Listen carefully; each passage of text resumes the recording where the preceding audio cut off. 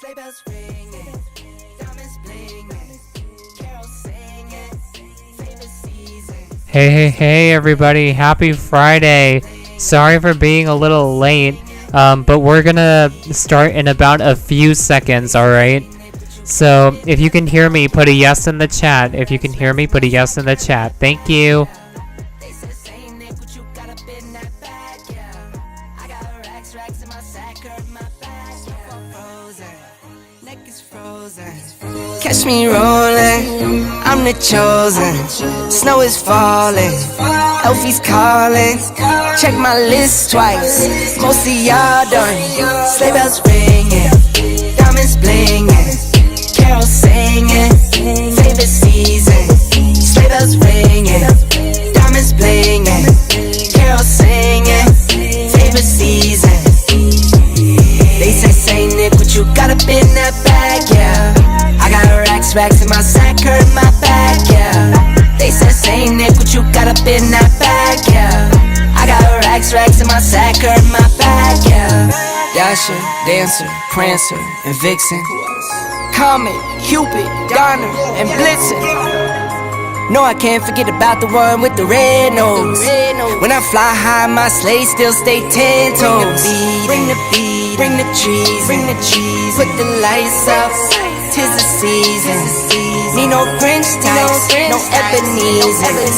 Don't believe this, y'all need Jesus. Sleigh bells ringing, diamonds blinging, carols singing, favorite season. Sleigh bells ringing, diamonds blinging, carols singing, favorite season. They said, "Say, Nick, what you got up in that bag?" Alright everybody. Hello, hey everybody, it's the V. How y'all doing? So sorry I'm late. Some unexpected family came here to my house, to our house, and they kind of stayed for a little bit. I didn't think they would stay for much longer, but yeah, here we are. So, anyways, Merry Christmas, everybody. anyways, let's get it on into today's reactions, shall we? So, if you can just give me a few seconds here. Oh, and also one more thing. This, as you can see by the title of this video, if you're watching this on YouTube, it is the 10th live reaction. I know, could you believe it? That's crazy.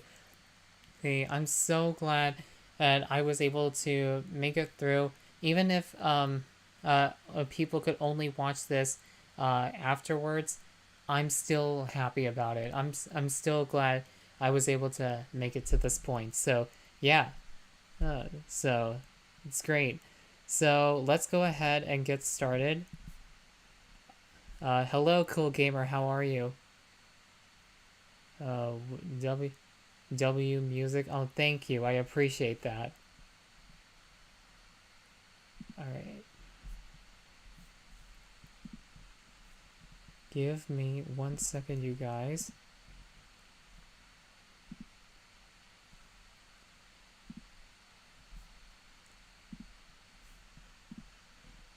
All right.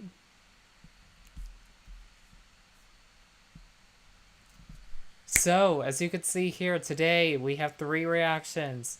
One is from the Amazing, the next is from the Odd Ones Out, and finally we're ending with Lydia the Bard. So, let's get started. So the first, let's start off with the Amazing, and this video is titled "Surviving School Sabotage and Bullying" with Illybation. Okay. Hey, that's good. I've been kind of waiting for this collab, sort of. Kind of, yeah. So, let's see what happens here. I think they're probably, as it's already explained in the title, talking about school, sabotage, bullying, all that kind of stuff. And honestly, I can relate, but let's see what his experience is like. And I guess Illy's too, so let's go ahead and find out. So make sure to like up the stream. Hopefully it's not lagging as badly as it was last time. So if it's not lagging as badly for you, make sure to give it a thumbs up, okay? So, and make sure to subscribe and hit that bell on YouTube for all that to be notified of my videos, my shorts, and my community posts as well. And on Twitch, make sure to follow me, because once we reach 50 followers, there'll be a surprise. Shh. So make sure to do that. All right, let's get started with this reaction in 3, 2, 1, Lego.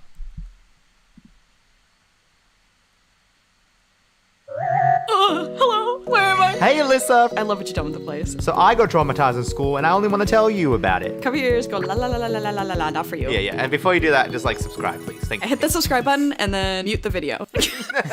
Have you ever had people sabotage your school projects or assignments? I don't think there's been active sabotage to my education. Because sabotage, that cuts deep. What happened, Maz? Mrs. Alyssa? Mr. Mazing? Mrs. Mation? The state that I lived in Australia, they had a system in which you were actively competing against everyone in your high school to be better than them. No! Oh, they're setting you kids up. This is Hunger Games. It was Hunger Games. Oh, no. It was cutthroat. They're out for blood. Were there like alliances and stuff? Oh, That was Alyssa. kind of my So school, there though. was a group chat that was created with some of the top scoring high school students. And it was like, hey guys, this is a group chat for all of us so that we can help each other and all of us get the best marks possible. On paper, it sounded great. So myself and a few others started sharing our current assignments, what we were working on, our data that we got. And then the 2 people that started the group chat didn't. locked everyone out, kicked us all out, and took Yeah. all of those resources for themselves. Oh my god! We were 17. Like, what are you doing? Like, What the that wasn't even like the worst of it. Maz? I was in chemistry, laptop open, working on my assignment. I turn around because my friend in the row behind me just wanted to ask a few questions. I turned back and one of the people turned my laptop around and deleted my assignments. What? Just like straight up recycle bin. And then empty What? trash. You can't trust anybody. I'd be like, you did this! And like jumping over the desk. Absolutely. Like, I just couldn't believe somebody would be that Thankfully, malicious no to one did do that that. to me. That shit just happened in front of you, and instead of reaching across the desk to choke them out for it, you sit there like, these are good humans. Why would they do such a thing? And that really just shows what good of a person you are and how bad of a system this was. It's so Yeah. crazy. They grew up there from middle school to high school, and for them, this was just like normal. Oh no! This was expected. And like, even to a point where I started to feel a bit of sympathy, where this one guy who was like topped the entire grade in middle school every single year. And in the last 2 years of high school, me and there was one other person that came into that year, we took the number 1 and 2 spots. And so this kid who was topping every single year was no longer able to top for the final 2 most important years of high school. He still got like a very good mark, went to medical school, like did everything right. But at the graduation event, I was sitting next to him and I was like, oh, where's your parents? Oh. And he looked at me and said, my parents didn't come because they were disappointed in what I got and that I wasn't worth coming for. What? And the worst part was, Alyssa, he said this with such a straight face. Like, he didn't view this as a negative. He was like, yeah, this seems reasonable. He was like, yeah, why would they come to this? I'm not good enough. It's just whatever. Yeah, exactly. This is like the final year of high school. This is the last year. Oh no. And they just didn't care. That's what's also not fair. You make a competitive environment and you get everybody in on it. I guess, yeah, it makes kids want to do better, but they want to do better so that their parents will fucking show up to graduation. Right. Glad you made it out of school. Glad you made it. A habit that I had in school, that I still have now, to be honest, is that I game all the time. I love finding the next game that I can sink my teeth into, because right now I'm so into Genshin Impact, and that's an entire video in and of itself. But the newest game that I'm getting into is Zenless Zone Zero, the sponsor for this video. This is a brand new game. Oh, okay. It's...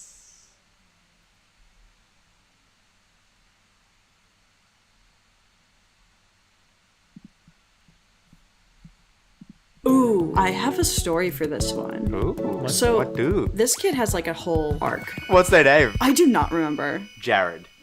Let me not do that, but you'll see why I almost went with it. Anyway, this kid in my French class who was a class clown, but when you're learning words in other languages, sometimes they can sound like other things, so he would like use that in his stand-up comedy, I guess. And I remember one day he unzips his jacket and he goes to put his face in there, and I'm thinking he's like vaping. But then I hear him crunching.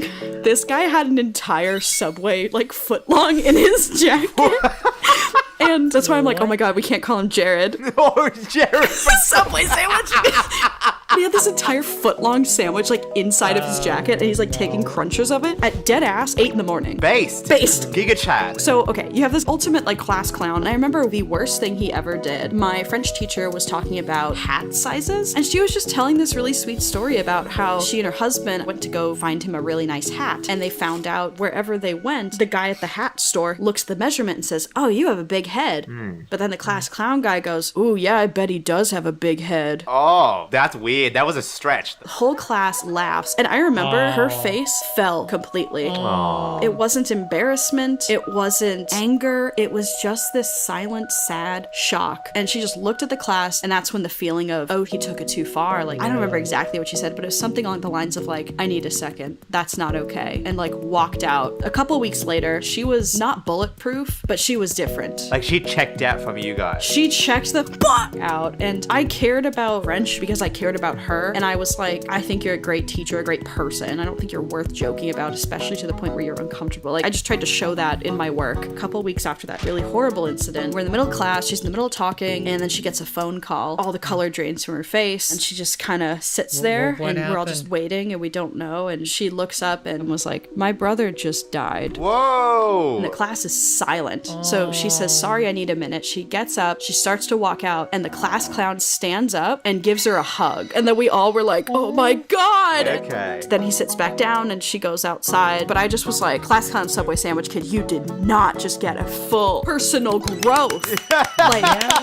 It was wicked. I was expecting the worst, man. Holy moly. I'm glad that there was a good ending for my boy. And it seems like he made up for it. There was this one kid, his name was Matty B. Matty B. Shout out to Matty B. He was so chaotic, everybody respected him and then feared him slightly. I feel like that Matty B guy is weird. I dig it, but I'm gonna stand back. Yeah. And then similarly, like the entire year, we have to sit like a statewide exam. And then during one of the practice ones, we all put our name down in the name section. And instead of putting his full name down, he just wrote Matty B. And then we get a school-wide email from the principal that literally was like, hello everyone, who is Matty B? That just cemented himself as like, why did you write Matty B? Why didn't you just write your full name? And he was just like, yeah, I'm Matty B. Wanted, Matty B. Reward, 3 more French fries at lunch. Like, some of the things that he would do became memes in the year and then still were memes years after. Like, he had this catchphrase where anytime he would lose an argument, he would just look at someone. He's like, oh, mate, look at your head. He would just win. It was like, yeah, okay, my head. To the point where even when I went to university, I like linked up with somebody from high school. And then she was like, in the middle of the conversation, she's like, yeah, but your head. No. And I was like, no. The curse. No. The Matty B curse. It's Matty B. I feel like that would follow you my into like, you God, look at your what? like suit on your wedding day and you're like, I think I'm good. And then in the back of your head, you hear, yeah, but your head. You're like, oh yes, thank you, Maddie, the ghost of Matty B. Thank you, Matty. Look, if no one's got me, Matty B's got me. Matty B's got you, dude. But now he's influenced me and I'm never gonna forget him. If I meet you and you say your head, I'm actually gonna freak out. Like, I think I'm gonna freak out. Oh my gosh, have you ever had to deal with bullies? Yes, absolutely. But I feel like if someone's like, nope, I mean, never been hey, bullied, same. it's like, oh, so you're the bully. Ooh, yeah, you're probably right. Something I do think about is like, would I have become a YouTuber had I not been bullied? I probably would have ended up in the same place. Personality-wise, though, I think I'd just be weirder and have less shame. I think that's like a very reasonable answer. Right. Not to say that being bullied is a good thing. No. I found that with being bullied, everyone has like a coping mechanism to survive it, right? And I think sometimes that can be bad and sometimes you can have a positive outcome. When I first came over from Pakistan and Japan, not native English-speaking countries, and so when I went to then live in New Zealand and Australia, I found it very difficult to adjust because I just wasn't able to speak English. Yeah. And so I got bullied because I was like the weird one there. Because I got so bullied, and if I am going to stand out, I want to stand out in a positive way. I want to be funny. I became more extroverted and more comedic because I had to learn to survive it. Right. So that's like a positive that I gained from it. But the negative is I was so sick of being bullied in middle school and high school that when there was somebody else that other people were kind of picking on, I would pile on because I was like, I don't want this pain anymore and I want to make that stop. And I think in retrospect, that was such a poor way of handling it. I feel really bad and I regret that I did that. The hard part about being the person that everyone picks on, you are literally throwing spaghetti at the wall to make it stop. Once a big group has all turned against you and you have no one, you just kind of sit there and have to deal with it and you wait for them to move on. I think it's something that we both try actively in our lives, but also in our content to show that, hey, if you've made past mistakes, you can always learn from them and grow to become a better person. Thank you so much, Zenless Zero, for sponsoring and making this video possible. Thank you to my loyal Martians, to all of the people making fan art, and thank you, Alyssa, for joining me on my video. Thanks for having me. Again, love what you've done with the place. If you want to watch more of Silly Illy, head on over to Illymation, where she's just dropped her new banger video. Thank you. Oh, wait, they're actually leaving. Bye, everyone. Bye. Bye. Your head. What? What? That's crazy. This brick No. is a lie. No. Alright. I think I heard something. Somebody follow? Oh my goodness. Baby Alexis dash FOU 420. Thank you so much for the follow. I appreciate it.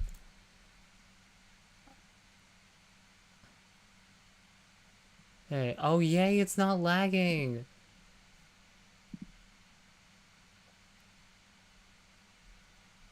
I'm good, how are you? Good, cool gamer, thanks for asking.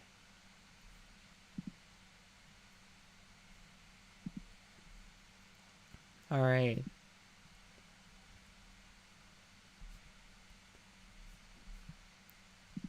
So yeah, oh my gosh, this is so freaking relatable. I love it. I love how just basically every aspect of it was relatable to me. Okay? So yeah, as I mentioned before on this channel, if you haven't been watching, yes, I have been bullied. But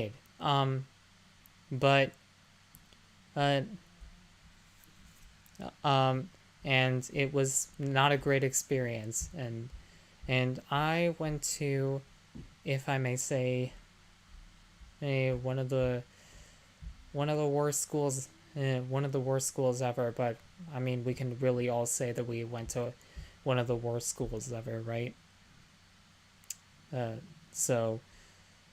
But yeah, nonetheless, have I had any weird stories from school? Oh my god, there are too many to count. And plus, I don't even like looking back on school a lot of times because a lot of them are just really cringe, and yeah, I just did not like my experience with school at all. No, I absolutely hated it. No. But if you guys have some school stories that you would like to share, let me know in the comments, in the chat, right now while I'm moving on to the next reaction. Let me know if you have any weird school stories of your own, or if you can kind of relate to Maz and Illy in some way, or do you have different school stories of your own? Let me know. So yeah. All right. Oh yeah, and that is our third follower, everybody, and we have 3 followers down, only 47 more to go. So if you are watching this right now, please make and if you like reactions, make sure you follow me on Twitch, okay? Because once we reach 50 followers, yeah, and subscribe on YouTube as well, but also follow me on Twitch, because once we reach 50 followers, we'll be doing something special on there, so shh. Okay, anyways, moving on.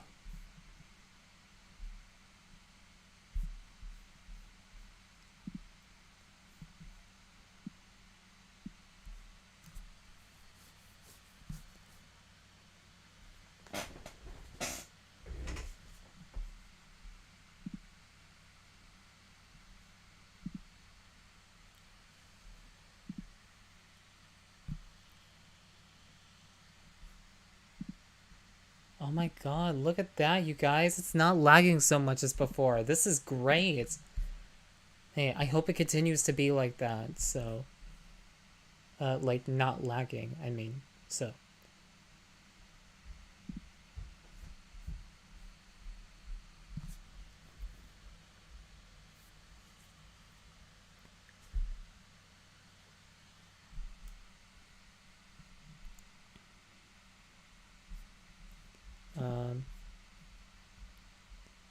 Alright, so, next one that we have on here is from The Odd Ones Out, and this one is titled Every Form of Animation. Oh, okay. Oh, wait, isn't this like a sequel to his other video that I reacted to last year on this, which was him talking about animation, like the history of animation. So... I think this might be a sequel. So, like in that video, I really loved how he was passionate about animation and all that. I mean, it got me kind of interested, it as well, about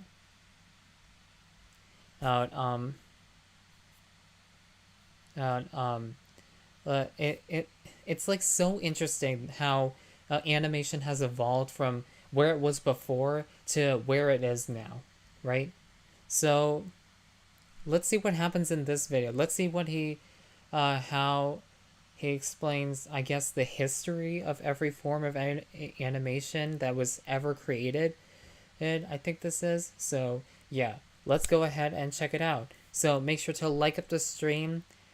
Because so far it's been smooth, but make sure to give it support so that it can, hopefully this can continue to not lag, of course, and make sure to subscribe and all that on YouTube, and follow me on Twitch, because again, once we reach 50 followers, we will be doing something, doing a surprise thing on there, so shh.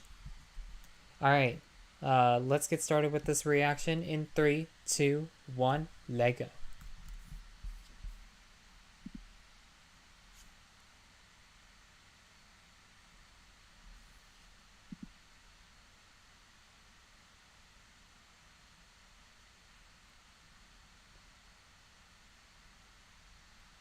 Hello. This brick is alive. I mean... Not convinced? Well, what if I did this? I'm gonna do a backflip! Oh my That's gonna God. look so cool, Brickathy! What are you boys doing? Oh my God. He's gonna do a backflip, Grandma! Oh!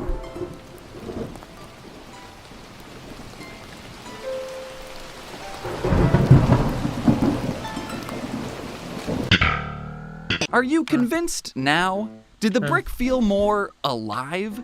I mean, sure, it's still a brick that can't move on its own, but maybe because I put googly eyes on it and gave it a family, you can connect with this brick, and it made you feel emotions. Convincing you that something inanimate is animate is the main goal of the animate-or. They're nothing more than deranged frauds. For the last century, animators have innovated new techniques and styles to this medium, taking it from a spinning wheel that doesn't even use electricity to Spider-Verse.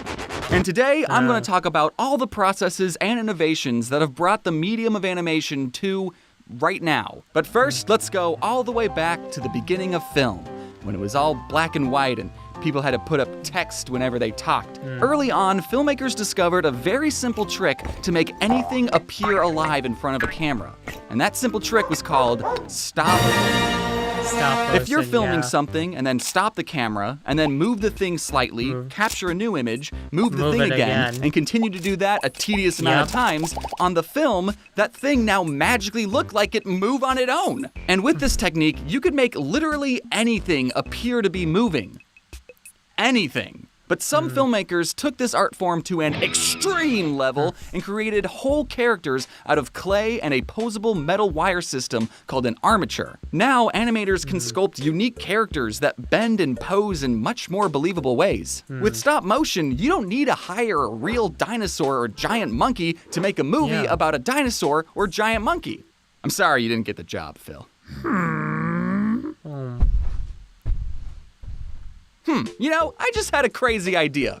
What if we made our entire puppet's head interchangeable? Now they can make any facial expression and mouth shape possible. We will have to sculpt out hundreds of different heads though, but I mean, come on, that'll be fun. That's why we're extreme, baby! Stop motion movies are still being made and enjoyed to this day. And while new technology does help make the overall process easier, animators are still using the same techniques that were used on King Kong back in the 1920s, where they carefully pose out a character's every movement frame by frame, in order. Stop motion is a medium that I can't even begin to understand how they do, let alone make it look good, you know? Having a stop motion character in gravity-defying poses, making hundreds of different faces, is done solely to make the character feel more alive. And sometimes, to help sell the realism, animators will mimic quirks that only happen in live-action films.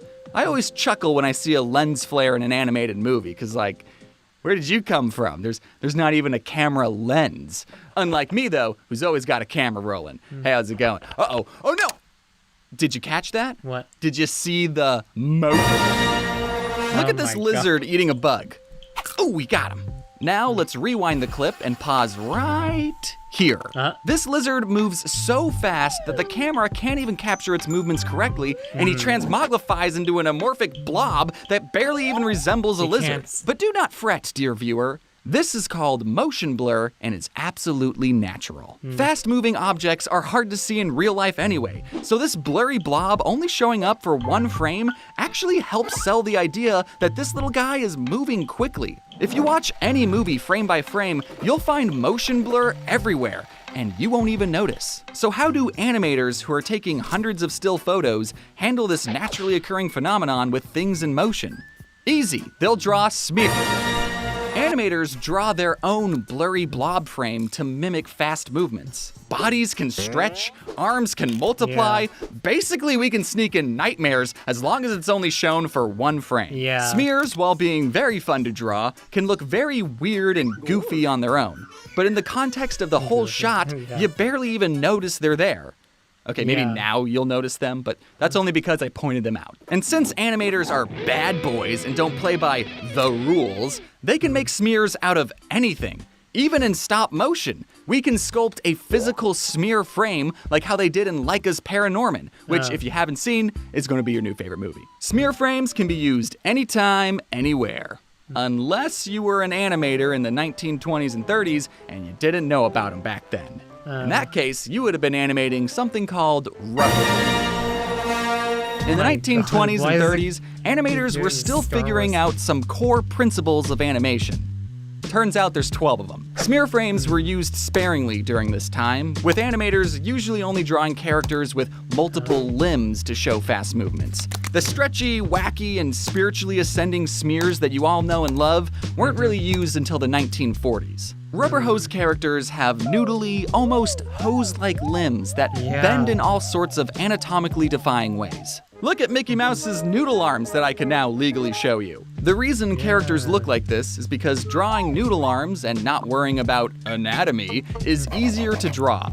But like, just because something has noodle arms doesn't mean it's bad, you guys. What these animators were able to accomplish with the technology, if you could even call it that, is nothing short of dark magic. And the very same studio that made Steamboat Willie wanted to push the envelope and show the world that animation could be more. It doesn't just have to be noodly characters with Pac-Man eyes. They were going to animate a realistic woman with proportional arms that don't move in weird, exaggerated ways. And oh god, her noodle arms are moving in weird, exaggerated ways. In 1934, Disney released a short called The Goddess of Spring, being their first attempt at animating a character with what was supposed to have real human anatomy.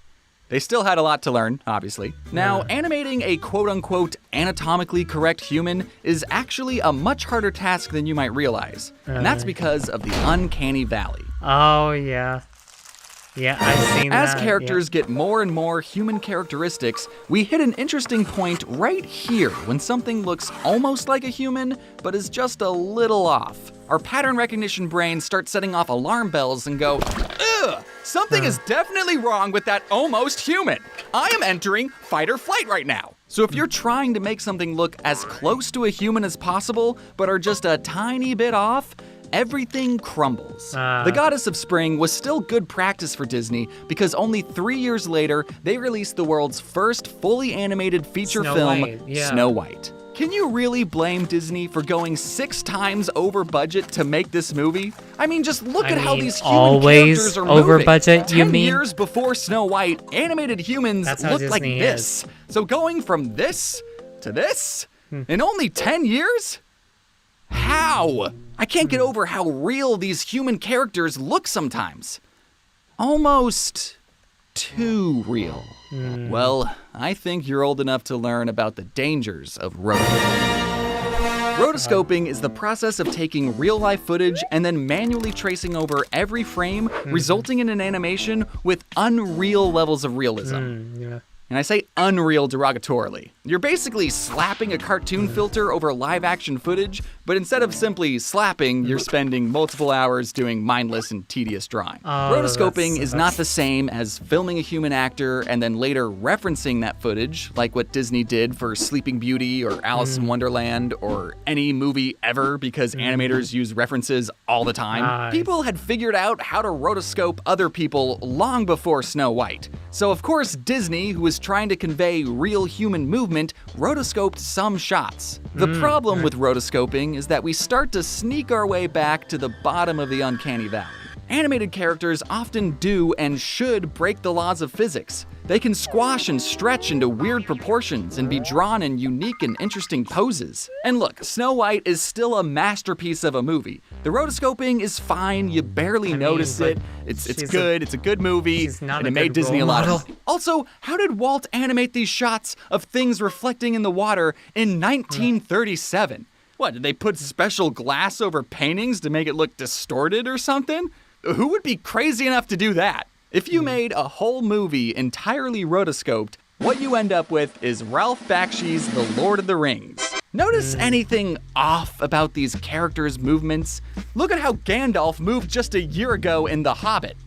Now, Lord of the Rings, Hobbit, Lord of the Rings. Almost every shot in this movie was rotoscoped, and the shots that weren't used live action footage with a filter over it. I'm not saying that rotoscoping is bad. You just have to use it correctly. A character switching from traditionally animated to rotoscoped is incredibly funny, and always will be. The YouTuber Joel Javier makes very entertaining rotoscope skits that feel like a fever dream, and I mean that underogatorily. And a lot of music videos get away with rotoscoping because, admittedly, rotoscoping is a very cool visual. Now, I wish I could say the first Lord of the Rings movie was a hidden animation gem, but I don't know, it's not on my top 10, I'm sorry. It probably made a lot of nerds in the 70s happy, but thankfully The Lord of the Rings has been adapted into many other forms of media, like video games, Magic the Gathering cards, and anime. Anime? Yeah. They're making a Lord of the Rings anime? They're making a Lord of the Rings anime. You thought Hollywood, California was the only place in the world making moving pictures? Not. Japan's been making their own moving pictures too, and some of them are moving drawings. There are entire college courses on the history of anime, but you're not paying me tuition, so we're gonna have to skip over a couple things. A lot of early anime is now lost media because cinemas didn't preserve film back then, and an earthquake destroyed many studios in 1923. Some Japanese animators created shorts out of paper cutouts because buying thousands of celluloid sheets was too expensive, and they had some very unique character designs. And some Japanese animators took inspiration from Disney and made shorts that looked very similar to America's rubber hose characters. Then by the 1940s, some major world events happened that got most of the world involved, and both American and Japanese animation studios were affected. But after all that, in 1948, one studio called Japan Animated Films, later bought out by Toei Animation, set out to be the Disney of the East, and they made cartoons about magical schoolgirls, and are still in business to this day and made some other less popular shows. One animator...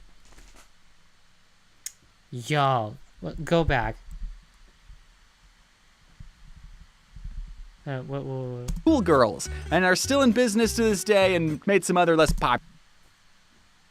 These less popular shows?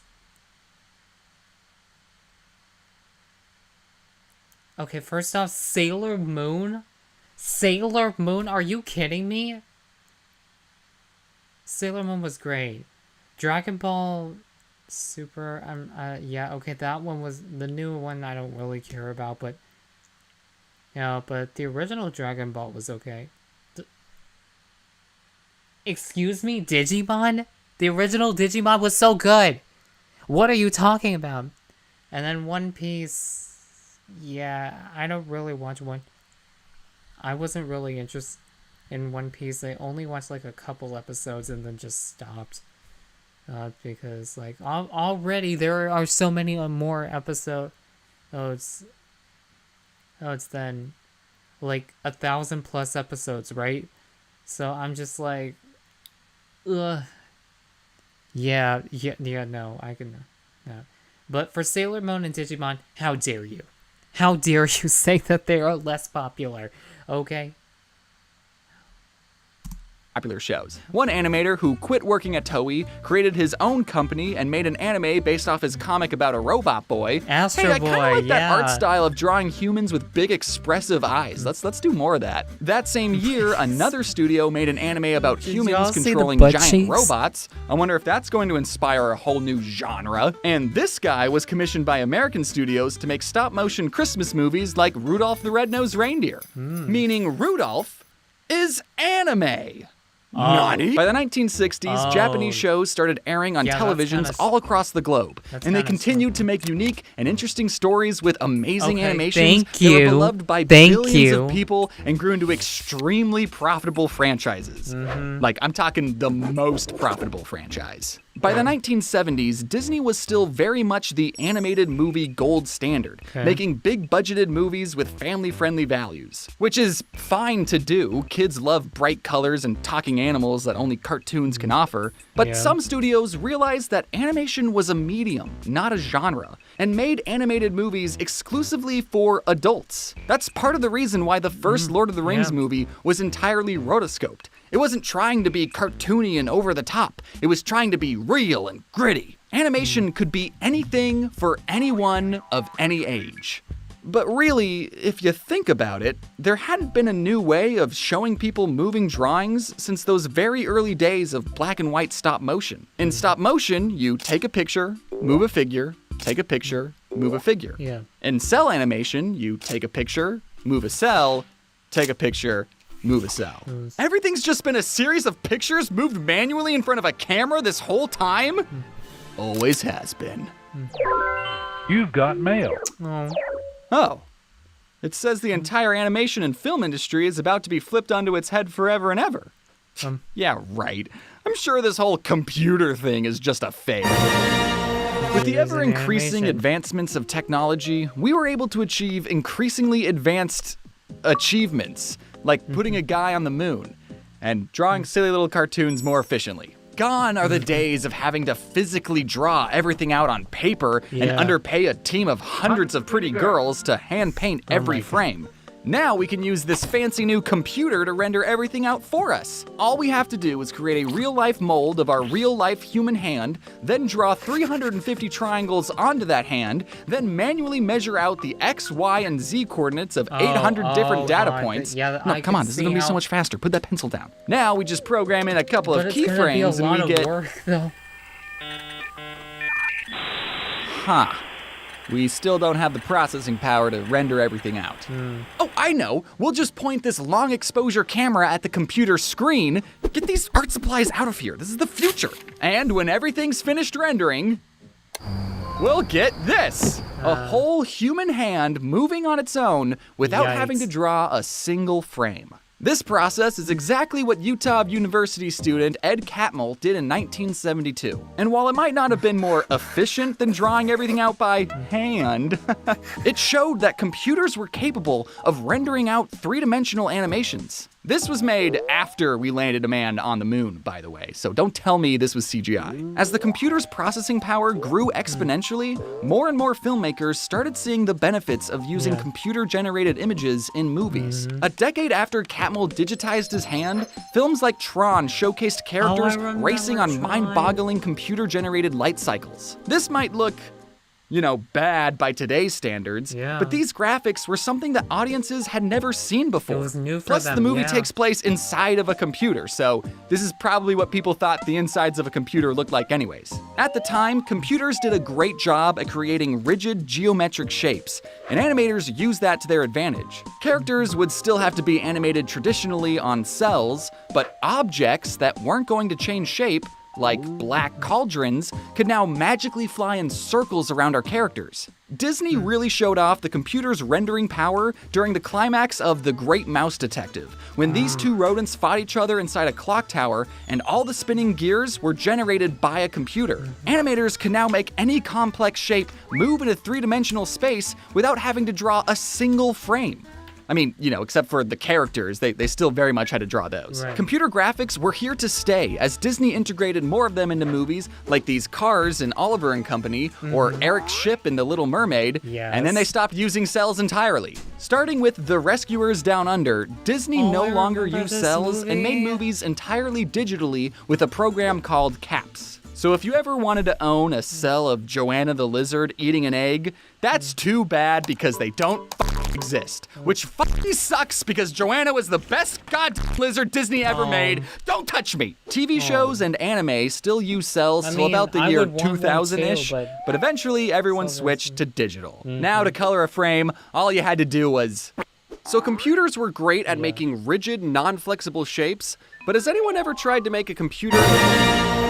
A group of computer scientists who were working for a small indie director named George Lucas were taking this art form to an extreme level and created whole characters completely generated by a computer. Then a small entrepreneur named Steve Jobs hired those computer scientists and made his own company, Pixar. Yes, Steve Jobs was one of the founders of Pixar. And he originally created the company to sell a high-end computer powerful enough to render 3D animations.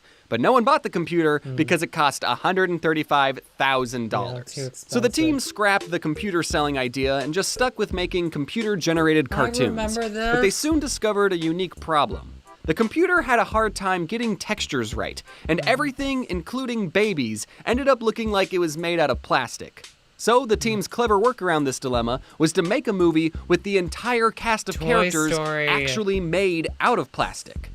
Or ants. People don't know what ants are supposed to look like. Bugs Life, It's fine. Pixar continued to develop new processes to get the computer to generate unique textures and lighting, like simulating human hair or fur, or lighting things in such a way to make everything appear underwater. No other studio was pioneering computer-generated images like Pixar was. And then in 2006, Disney bought Pixar. But I don't think Steve was too upset because 1 year later, he achieved his dream of selling a high-end computer. This time being a little more affordable. A little. Now, I want to squash any misconception that computers do all the animating. Animators still have to manually pose a character's body and facial expression off of a character's brain. Animators will build a complex system of nodes and bones that let them manually pose a character into any position possible. It's kind of like a digital stop-motion puppet, or an actual puppet without any of the strings. All CG characters are just their own complicated version of Pinocchio. Using character rigs is really the only way of animating things in 3 dimensions. But it's not like we can use rigs in 2D animation. Here in the second dimension, we don't have a fancy Z-axis. 2D animation can only be done by hand-drawing 24 new images every second. Except we don't, I lied. Even all the way back when characters were animated with paper and cells, animators wouldn't draw a whole new frame every frame. Usually, they would animate pieces of a character and paint each piece on its own cell. You remember Robin, they only drew one body and 5 different heads. But because cells are a physical object that get harder to handle the more you have, animators could only break a character up into 2 or 3 different pieces. But now, thanks to the computer, we can break up a character into as many pieces as we'd like 4, or 5, or 173. Have you ever played around with the free and revolutionary animation software Pivot Stick Figure Animator? If you're the type of person that says, "Oh, I suck at drawing. I can't even draw stick figures," then you're gonna love. What is this? What, you're telling me you're bad? Excuse me?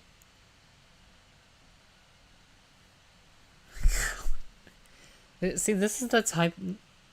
I hate it when people just, like, when they draw their art and then they just basically say, "Oh, it looks so bad." No, when in reality, it looks awesome. It looks great.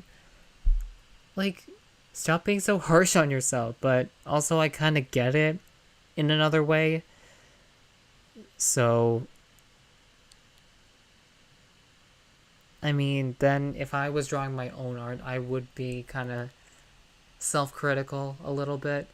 But yeah, anyways, just you can be a little self-critical, just don't be too self-critical, because that is not a good thing. So all right, let's get back into it. This program. On Pivot, you're given a pre-made stick figure or horse that have these joints that can be posed however you like. Each of these stick figures' limbs are just individual pieces that are connected in such a way that make it look like a stick figure. So to make these animations, we're not really drawing anything, we're just manually posing out a character like a digital puppeteer. I wasn't saying you can make a rig out of 173 pieces just to be funny, because that's how many pieces I'm made out of. That's right, me. Even I'm a rig. Yeah. And can I tell you a secret? Most TV shows use rigs too. Of course, hand-drawn traditional animation is still used to make these shows. It's not a lost art form or anything. But rigs are super useful at making still pretty high-quality levels of animation, but at a much cheaper cost. And as we all know, TV animation has to create more animation per budget. But maybe rig animation still isn't as cost-effective as you'd like. And maybe you're not a fan of the complicated puppet look and you want something that looks more human. Well, there's one more animation process we can try called motion. If we put an actor inside one of these dorky ping pong suits, a computer can pinpoint and record that actor's exact movements. Now we can take those movements, slap a cartoon character's model over it, and we get an animation that looks like shit. Motion capture is the rotoscoping of 3D animation. It cuts costs, but the results are too human, and we're back at the bottom of the uncanny valley. That's why the kids from the Polar Express look so nightmarish, because they are following the exact movements of Tom Hanks. Yes, Tom Hanks, the adult man, did some motion capture for the small, nameless hero boy from the Polar Express. There's probably a reason we haven't made a fully motion capture cartoon in over 10 years. Because it looks weird. But I mean, that didn't stop one of these movies from winning an Oscar in animation. And before you ask, no, it wasn't Monster House or Tintin. It was Mars Needs Moms, duh. Just like rotoscoping, motion capture can be used correctly. Computer-generated characters acting side-by-side real human actors look decent. It's not that jarring that these creatures who exist in a live-action world are moving just like live-action people. And let's not forget all the VTubers who use motion capture technology to bring their jiggly assets to life. No matter what method someone uses to try and convince you that something else is alive, I think is incredibly cool. And I hope you think it's cool too. But maybe you don't think it's cool, and you don't care about animation, and you just put this video on in the background while you were cleaning. That's totally fine, I do that all the time. I just like learning about how all of my favorite animated pieces of media get created. You seem because very it's not always the passionate same about it, process. so. And I think it's great that new technology is allowing anyone to express themselves in whatever way possible. A person expressing themselves. Those are the 3 key words here. Right, yeah. From the Don't big studios that are just now Don't. pioneering new and interesting styles with digital animation, to the indie studios that have access to incredible technology which allow anyone working from their bedrooms in their pajamas to create some truly masterpieces of animation. So, if you're the type of person that likes to trick people into thinking that something is alive, then you deserve all the respect in the world. In fact, here are some cool people that made the animation in this video possible. Oh. Hello, you just made it to the end of this video. I hope you enjoyed it. I'm still trying to figure out this VTuber model, so I'm over-enunciating my words. The technology behind this is beyond my comprehension. If you're still deciding what to get for the holidays, then great news. We have mystery boxes over on my website, so you can leave the deciding up to us. Now, if you'll excuse me, I'm gonna go take a nap. Are you still watching?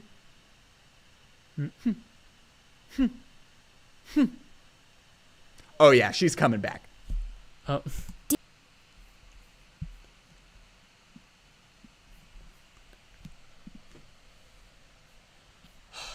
Wow, what a long video, but also so...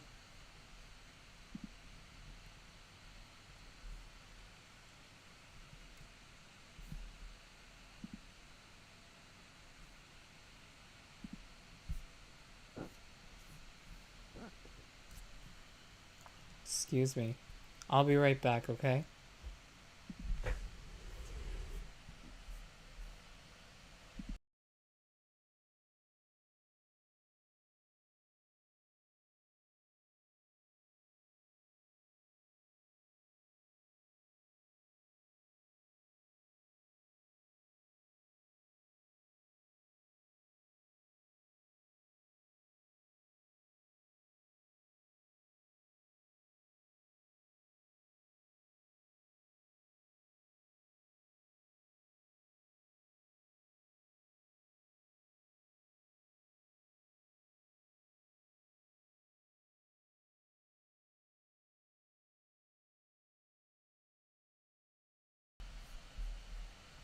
Alright, I'm back.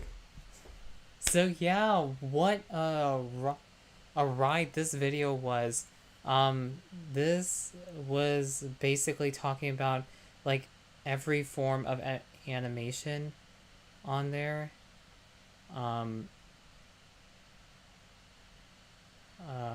was it? Say, yeah, and some of them I actually kind of knew, like stop motion, moving it around, and of course to now be, of course like motion generated or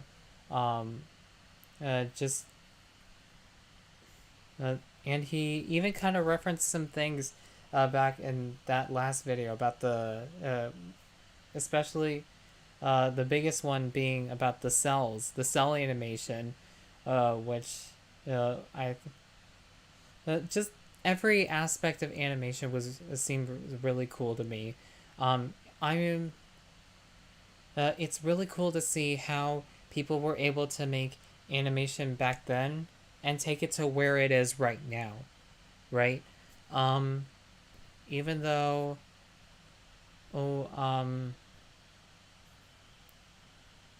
there are a fair share of animations that are great and some that could maybe do a bit better for right now, but yeah. I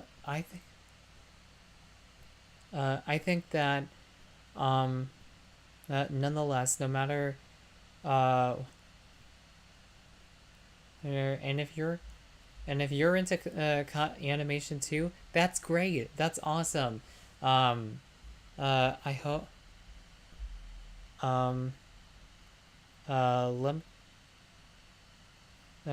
but also that's great because I really I mean, I've just loved animation ever for me, I just loved animation ever since I was a kid, and yeah, some of these brought back lots of good memories, really. So yeah, but let me know what you guys think in the chat. Can you guys yeah, some of these were very memorable, so but let me know in the chat. What is your favorite type of animation throughout history? Was Was it any of the ones that were used back then, or are they some of them like right now, or is it a little bit of both? And tell me, what's your favorite animated film or TV show or whatever. Mine would have to be Cars. I love Cars. Cars. It is great. It is a great movie. Maybe we should watch. Maybe I should. Maybe I should create a. Maybe we should react to it sometime. Possible Patreon reveal? I'm not so sure, but yeah. Let me know what's your favorite animated film, and what's your favorite type of animation that's been in either throughout history or now, or a little bit of both. Which one is it? Let me know in the chat. So yeah, and then we'll go ahead and move on to our last reaction of the stream.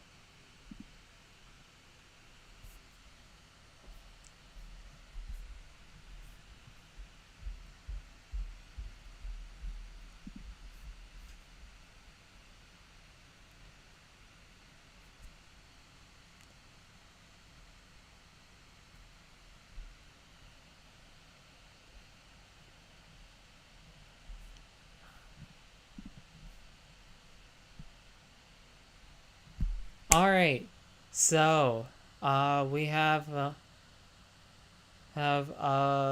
Lydia the Bard, and oh, it's Wicked. Oh, you thought we would be stopping with the Wicked thing, like the Wicked trend that is going around on right now? Well, we gonna keep going here. So we are going to be reacting to What Is This Feeling Loathing, Wicked cover by Lydia the Bard and Chloe Breeze. All right. Hey, this was one of my favorite songs, along with the one and only song that you guys, we all know what Elphaba sang at the end of that Wicked Part 1. I'm just saying. Yeah. And yeah, so this was also one of my favorite songs, and let's go and react to this. And if you guys know the song as I do as well, I also kind of know the song as well, but if you guys know the song and you want to sing along as well, feel free to do so. Okay? So maybe we'll sing along together. How about that? Does that sound good? Okay. So yeah, let's go ahead, react to this. Let's see how this version feels exactly like the original. Like it feels like. Hopefully it'll feel like from the Wicked movie, but let's see what's in store. So as always, make sure to like up the stream because it is still not lagging, so that's good. So make sure to continue it so that it continues to not lag. Make sure to subscribe and hit that bell and all that on YouTube. And make sure to follow me on Twitch because when we reach 50 followers again, and we will be doing special some surprise on here. So, all right. So let's go ahead and get started. And in 3, 2, 1, Lego. Oh, sorry. All right, let's.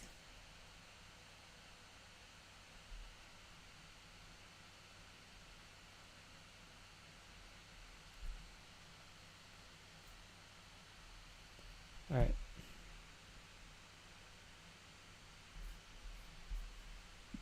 Dearest, darlingest Momsy and Popsicle, My dear father. There's been some confusion over rooming here at Shiz. But of course I'll care for Nessa. But of course I'll rise above it. For I know that's how you'd want me to respond. Yes. There's been some confusion, for you see my roommate is Yeah. unusual and exceedingly peculiar, and altogether quite impossible to describe. blonde. Yeah.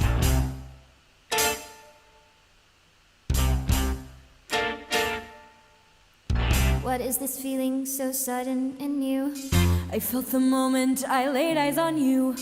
My pulse is rushing, My head is reeling. my face is flushing. What is this feeling? Fervent as a flame. Does it have a name?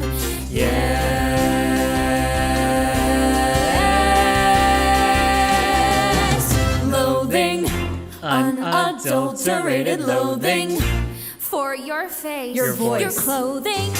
Let's just say I loathe it all. Every little trait, however small, makes my very flesh begin to crawl. With simple utter loathing, there's a strange exhilaration in such total detestation. It's so pure, so strong. Though I do admit it came on fast, still I do believe that it can last. And I will be loathing, loathing you my whole life long. Dear Galinda, you are just too good. How do you stand it? I don't think I I hated could. the She's Munchkins. a terror, she's a tartar. We don't mean to They show were our so bias, evil. but Galinda, you're a martyr. These things are set to try us. Poor Galinda forced to resign with someone so disgusted-ified. We just want to tell you we're all on your side. We share your loathing. What is this feeling so sudden and new? I felt the moment I laid eyes on you. My pulse is rushing, my head is reeling. We loathe it all. Oh, what is this feeling? However small, Does it have a name?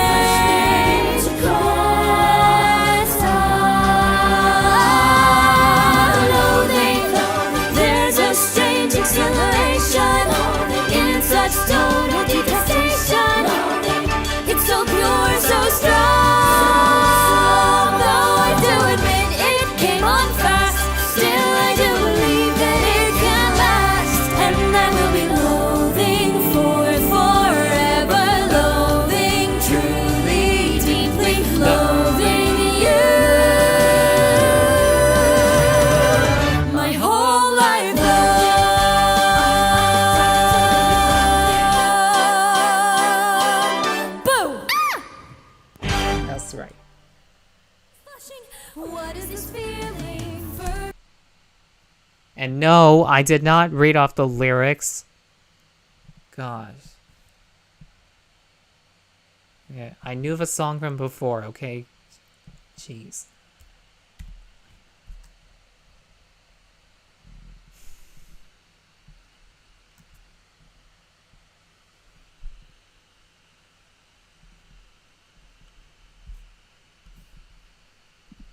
Alright, so it seems like it was exactly the same as before, but it's really good. I love it. Well, Lydia never fails to disappoint here, so I'm really glad that this was good. Good job. Both her and Chloe, I believe, they did a good job. Wait, who played Glinda? Wanted to be the Cupid. What? Oh, she was Glinda. Okay. Yeah, I would have assumed she would be Elphaba because her brand is like green or something like that. But okay, yeah. Glinda it is, I guess. Yes. I really... Can you give me... can you maybe give a guess, if you're watching this right now, who do you think I relate to more? Elphaba or Glinda? Just take a guess. Take a guess. 5, 4, 3, 2, 1. Did you guess it?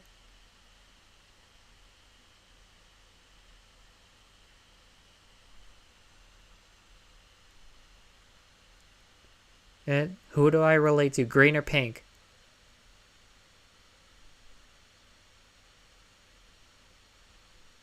If you said green, you're right. Okay, so, yeah. I really relate to Elphaba in a lot of ways. I just feel like she's much more relatable character all around.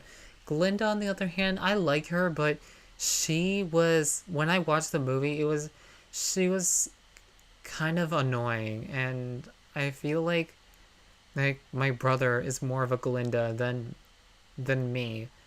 Yeah.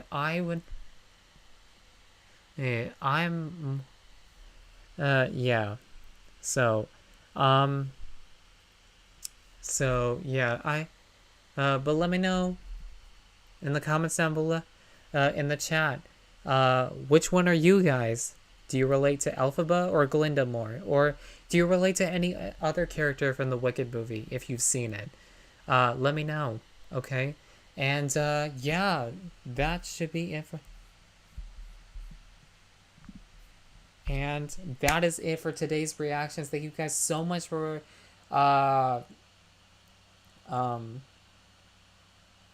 being here. If you could, because actually for this 10th live reaction, I will be planning on editing these, and I will be making these premieres, okay? Excuse me. Yeah.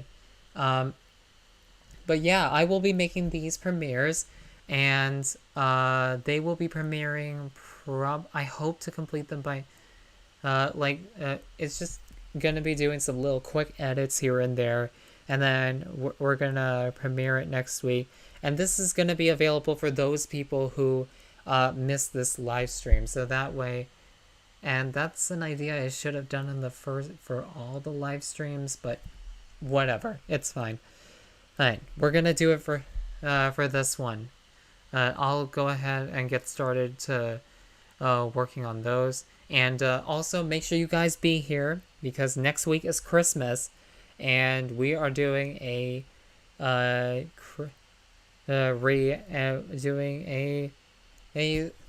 special live stream, Christmas live stream for REACTMAS, REACTMAS live stream. So, make sure you guys be there. Of course, I will have that, edit all those reactions as well, edited down and made premieres as well. But make sure, I recommend you guys be here, live for it. All right, so that way you guys can discuss with me. All right, because, like how all these people who came in today, like Cool Gamer, Alexis, sorry, who was the follow again? Yeah, Alexis, which, thank you for the follow, by the way. If you want to be like these people and see it live, then make sure you be here live on Christmas Day at 7 p.m. Pacific Standard Time. So, yeah. I hope to see you guys then, and then after that, I'm not sure. Maybe we might do one for New Year's Eve, but we'll see. Yeah. So that is it for these live reactions. Thank you so much for watching. Thank you so much for being here as always. And I will see you guys in the next group of live reactions. Wait, no, back it up. Sorry. Let me say goodbye to each and every one of you. So stay right here. So YouTube, you're up first. So YouTube, I will see you guys in the next group of live reactions on Christmas Day at 7 p.m. Pacific Standard Time. Make sure you guys be there, and make sure you guys be there for the premieres of this live stream as well, because of course I have to be out. Okay, see ya YouTube, bye!